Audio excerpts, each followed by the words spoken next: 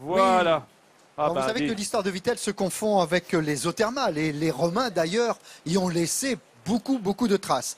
Alors, plus près de nous, c'est en 1854 que la famille Boulommier, qui vous est chère au cœur, cher Jean-Seb, effectivement, achète la source et se lance dans l'exploitation de la station thermale. Alors, aujourd'hui, l'unité d'embouteillage, on l'a dit, est l'une des plus importantes de France et même d'Europe. Je vais vous raconter l'histoire d'une petite bouteille qui tombe amoureuse d'un petit bouchon Qu'est-ce que c'est que ça? et qui a beaucoup d'enfants. Regardez. Dans ces immenses bacs, des dizaines de milliers de petits étuis bleus arrivent en vrac quotidiennement. Des préformes en résine de PET. Un matériau innovant, écologique et résistant qui va se transformer par soufflage et insufflage en une bouteille plastique. Un balai fascinant, réglé parfaitement, où le moindre élément récalcitrant est rejeté automatiquement. À une vitesse qui donne le tournis 30 000 à l'heure, chaque bouteille est remplie, avec toujours le même souci. L'un des maîtres mots ici, c'est l'hygiène. Alors oui, en effet, l'hygiène, c'est un paramètre important au sein de ce que nous, on regarde plus globalement, qui est la qualité de nos produits et la sécurité alimentaire de nos produits. Donc voilà, l'hygiène en fait partie, les contrôles qui sont faits sur nos lignes, les contrôles qui sont faits également au laboratoire, les contrôles microbiologiques, les contrôles physico-chimiques, les contrôles organoleptiques, les contrôles qui sont faits sur ligne par les opérateurs, en agissant avec des bonnes pratiques qui sont connues et respectées, les organes qui sont au sein de la production, qui sont les caméras, qui vont voir des défauts et les traiter en conséquence.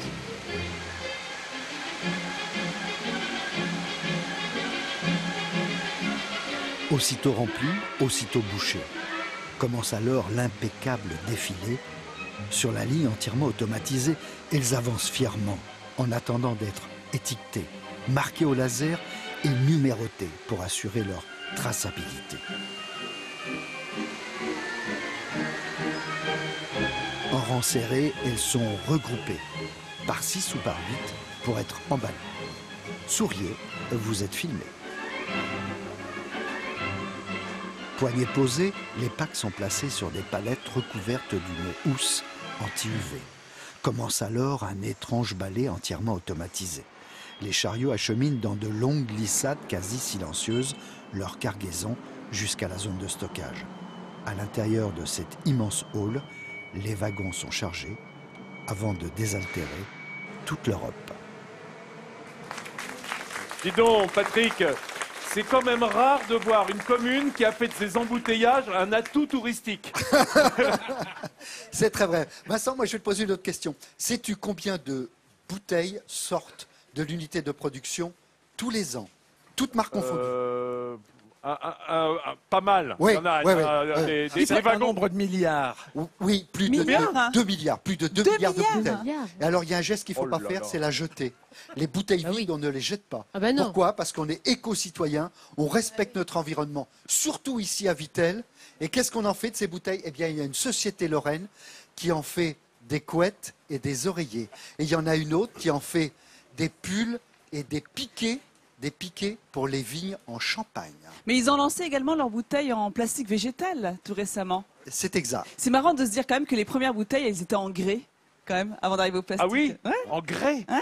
Ah oui, ça pesait plus lourd de bouteilles que d'eau à l'intérieur. Oui, c'est en ça, fait. en quelque sorte, c'est ça. C'était moins exporté aussi. C'était moins exporté, tu as raison de le préciser. Alors, si j'ai bien compris, à Vittel, on a 4 sources, mais alors elles sont très différentes, hein, toutes ces sources. Hein. Bah, en fait, l'eau, elle est remplie de sels minéraux, du sodium, du potassium, du calcium, du magnésium, etc., d'oligo-éléments. Et c'est vrai que chaque source est différente. Alors à Vittel, il y a 3 grandes sources, enfin 4. Bon, 3 avec la Vittel grande source, c'est celle qu'on boit. La Vittel bonne source qui est un petit peu moins minéralisée, qui est exportée. Et puis il y a l'Épar qui est très minéralisée, qui est plutôt utilisée finalement à des fins médicales. Je vous ai dit 4 parce que en fait à quelques kilomètres d'ici, il y a la source de Contrexéville et c'est encore oui, bien une sûr. autre source et d'autres vertus.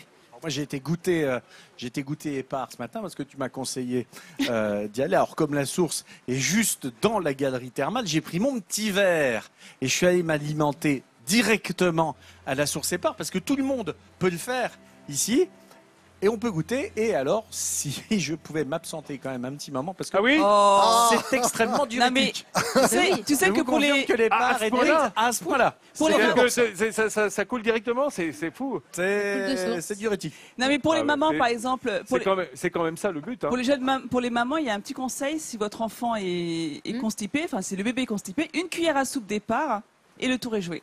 D'accord, ben, la maman de Jean-Seb était au courant apparemment, qui est avec nous d'ailleurs, hein, ta mère qui est dans le public, qui est pas loin, on la verra tout à l'heure. Un petit mot pour vous dire d'ailleurs, n'hésitez pas chez vous, parce qu'il y a autre chose qui est important, on parle évidemment des vertus médicinales de ces eaux minérales, le goût avant tout.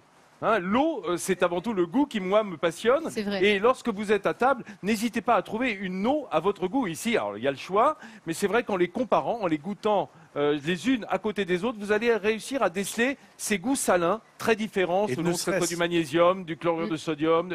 Hein, et- Ici, on peut goûter grande source et bonne source, Oui. ce qui n'est pas facile à trouver puisque bonne source, on la Évidemment. trouve pas en France. Oui. Et rien que ces deux eaux-là sont totalement différentes d'un point de vue Ce gustatif. qui est important de toute façon, c'est de boire. Il faut boire environ entre 1,5 litre et 2 litres par jour. Bon, c'est vrai qu'on a des aliments qui sont chargés d'eau, donc c'est un volume global. Pourquoi est-ce qu'il faut boire? Parce qu'on en a besoin. Notre corps, il est composé à presque 80% d'eau. Et quand on est déshydraté, on ne le sait pas forcément. Surtout quand on prend de l'âge, on a de moins en moins soif. Donc ce qu'il faut, c'est se mettre des petites astuces, peut-être des petits timings sur la montre, le réveil, pour boire régulièrement. Comment on sait qu'on est On se colle déshydraté? des post-it sur le front. Ou un petit post-it, comment on sait qu'on est déshydraté? Bah, les Exactement. lèvres sèches. Il a raison, regarde, voilà, ce petit test qu'on fait sur la main, et si la peau ne revient pas bien, bah tiens, tu es un petit peu déshydraté, tu vas boire, tu choisis. On a aussi des maux de tête, on a du mal à se concentrer, non pas la bouche, ça Ah va, bon, non, mon Vincent, non. non. La peau sèche, constipation, des petites crampes, et puis Ah oui, les si crampes, on a des les urines, crampes nocturnes. voilà, et si on a des urines un petit peu foncées, terrible. donc c'est important, buvez de l'eau. T'as Et raison quand de le on préciser. boit ici, on va dans les termes. Je On vous ai est juste montré à les côté, hein, sources de cette et grande bars. galerie. Oui, tout à fait. Il y a la grande galerie thermale qu'on découvre là, vue d'un drone. Les sources épars, bonnes sources et grandes sources sont accessibles dans cette grande galerie des thermes qui ont été d'abord construites par Charles Garnier. Et puis les constructions en acier sont arrivées. L'architecture métallique est arrivée dans les années 30 avec le nouvel établissement construit par Bluesen.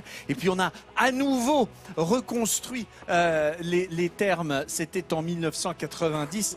Aujourd'hui, on se retrouve toujours au milieu de ce fabuleux parc thermal qui est un espace vert absolument somptueux qui est bordé par, on l'aperçoit là, l'hippodrome de Vittel, parce qu'il y a un hippodrome et il y a donc cette galerie d'hippodrome. Nous en parlerons évidemment durant cette semaine vittelloise. L'hippodrome, c'est là qu'on t'a vu courir très vite après ton verre départ. Voilà, Justement. exactement. Hein, d'ailleurs, si je Exactement. me souviens bien. Ah, on va d'ailleurs, retourner à la cuisine à l'eau. je sonne, il faut que je m'hydrate. Alors, cette